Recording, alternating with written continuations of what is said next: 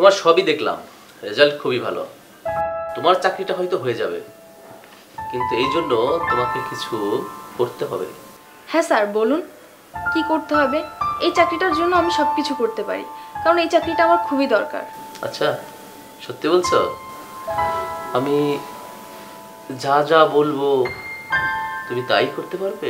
হ্যাঁ স্যার, বলুন কি বুঝবো। আরে তুমি বুঝে নাও, তোমার মতো একটা সুন্দরী মেয়ের কাছে আমি কি চাইতে পারি। আমাকে ভালোভাবে বুঝিয়ে বলুন। আমি তো বললাম আমি সব কিছু করতে প্রস্তুত। তুমি কি আসলেই বুঝতে পারছো না, নাকি বুঝতে চাচ্ছ না আমি তোমার কাছে কি চাই? হ্যাঁ স্যার, বলুন।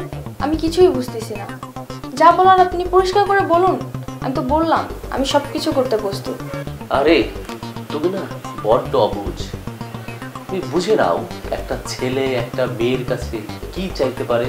ও আচ্ছা, বুঝতে পারছি আপনি কি চাচ্ছেন। আচ্ছা স্যার, বলুন তো আপনি কি আমাকে যেমন তেমন মেয়ে মনে করছেন? বলুন কি হলো, বলুন। আপনি কি আমাকে যেমন তেমন মেয়ে মনে করছেন?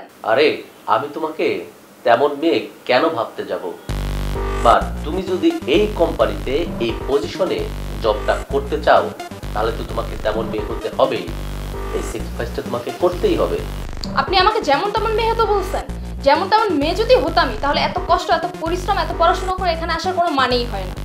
আর একটা কথা শুনুন স্যার, আমার নিজের উপর আমার বিশ্বাস আছে। আমি একটা ভালো পজিশনে ভালো একটা জব করবো, আর এই যোগ্যতাও আমার আছে। আর আপনার এই কোম্পানিতে আমার চাকরি করার কোনো ইচ্ছেই নেই। দিন স্যার, আমার ফাইলটা দিন। তোমার যা ইচ্ছা করো, নাও ফাইলটা নিয়ে চলে যাও, গিয়ে অন্যের দরজায় দরজায় ঘুরে বেড়াও। তারপরেও এই বাজারে কোনো ভালো চাকরি তুমি পাবে না। মনে রেখো, উঁচু স্থানে যেতে হলে অবশ্যই শর্টকাট রাস্তার প্রয়োজন আছে। আর মনে রেখো, আজকের এই দিনটার জন্য তোমাকে পস্তাতে হবে। হ্যাঁ স্যার, শর্টকাট রাস্তা তাদের প্রয়োজন যাদের কোনো যোগ্যতা নেই, নিজের উপর বিশ্বাস নেই। কিন্তু আমার যোগ্যতা বিশ্বাস দুটোই আছে। সব মেয়েকে একরকম ভাববেন না, সব মেয়ে একরকম হয় না। আর নিজের স্বপ্নকে পূরণ করতে গিয়ে যে নিজেকে স্যাক্রিফাইস করব, এরকম আমি না। আর যাই হোক, আপনার চাকরিটা আমার প্রয়োজন নেই। মনে রেখো, মোটা অঙ্কের ঘুষ দিয়েও তুমি এই বাজারে চাকরি পাবে না। এই বাজারে যোগ্যতা দিয়ে চাকরি হয় না, চাকরি পেতে হলে স্যাক্রিফাইস করতে হয়। হ্যাঁ স্যার, আমি চলে যাচ্ছি, কিন্তু আমি কষ্ট করে অল্প টাকা উপার্জন করব, সৎ পথে। আর আপনার এই চাকরির আমার কোনো দরকার নেই, আমার নিজের উপর বিশ্বাস আছে। আচ্ছা স্যার, চলুন। দাঁড়াও,